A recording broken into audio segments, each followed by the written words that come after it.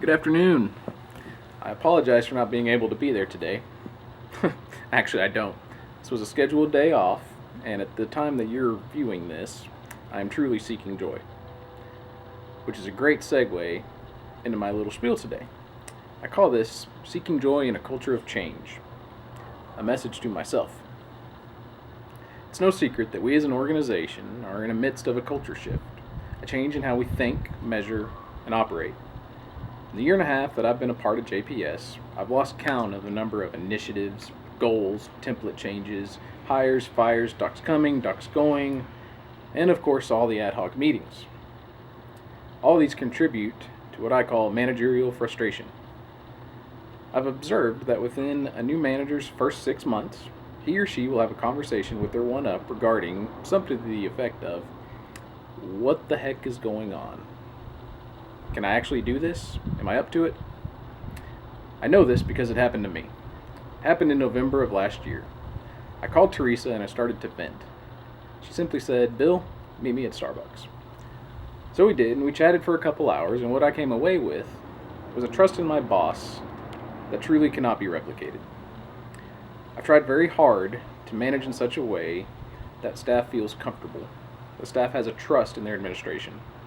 It's not that we as managers have all the answers, because we don't. We do have a duty, though, as leaders and managers, to listen, analyze, think globally, and aid in the development of initiatives, protocols, and policies that will take us down that road to success. If you're in the North region, you've already heard this. We call it Forever Forward. It was the theme of our last retreat. Seeking joy has a direct correlation with staying positive. So how do we stay positive with all this change going on? Well, from a job standpoint, you start by doing just that. Keep that end goal in mind at all times. It's not easy, but guess what? That's why we were hired. We were hired to make those hard decisions, make those uneasy decisions. It's our duty to relay information to staff and providers in such a way that we relate everything in this positive manner. We always hear, explain the why. It's very easy to say, well, my boss said we have to do this, or administration wants this done, or we have to meet this measure.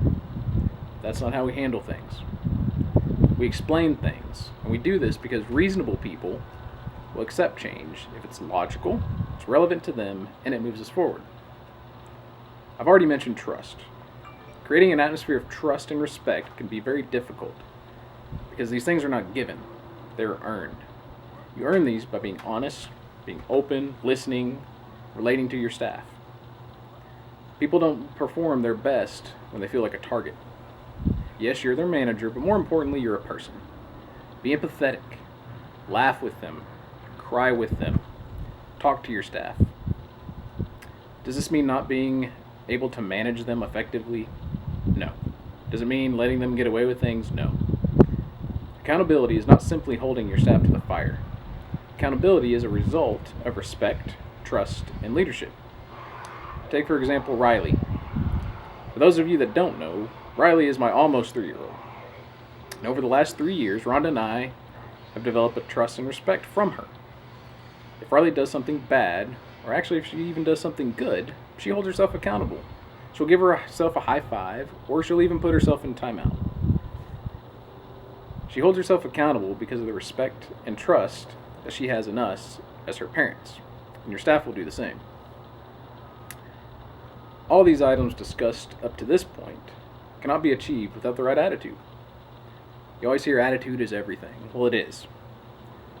It's by far the most important trait a leader possesses. A leader may accomplish their goals, meet all their measurements, get their bonus, if we actually had one, but if their attitude is crappy, they're not worth keeping around. I've seen it in staff. I see staff that I would put up against anybody clinically. But they don't smile. They're not team players. They don't feel the need to improve.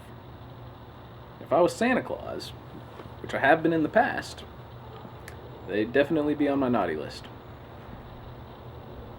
Also think about faith. I think trust and faith are synonyms. Just as you should develop trust and faith from your staff, you should also develop it for your staff. We have plenty of employees that want to do the right thing. In fact, I'd say darn near most of them.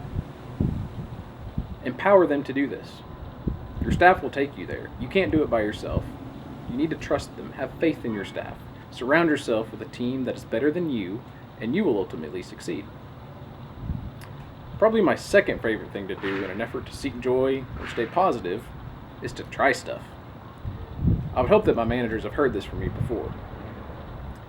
It's how we get best practices. You draw out your plan, take into account all aspects, from nursing to billing, and if you find that it improves something, then you do it. Having drive and continuously trying things, I feel, releases endorphins. Endorphins are those things, those feelings, those hormones that you get when you laugh, when you exercise, or some extracurricular activities. My number one suggestion for seeking joy is to have an outlet. During any interview for any level of employee, I always ask, what do you do for fun? Healthcare jobs are stressful, and I want to ensure that the person I'm considering to join my team has a way to release this stress. It's easy to say, leave your personal life at home. It's not easily done, though. For me, it's the outdoors. It's where I bike, where I hunt, where I fish, where I pray, and where I play. It's where I'm happiest. For others, I've heard traveling, reading, spending time with family, building things. I've also heard whiskey, in moderation, of course. I've heard many different answers, but they all have one thing in common. They're a getaway, an outlet from the stresses of work, a way to recharge. Achieving a healthy work-life balance is essential to not only your personal success, but your organization's as well. Lastly, seeking joy is not just about you. Oftentimes, bringing joy to somebody else makes you feel better than seeking joy yourself. If you do something for somebody else, it always has a positive impact on you.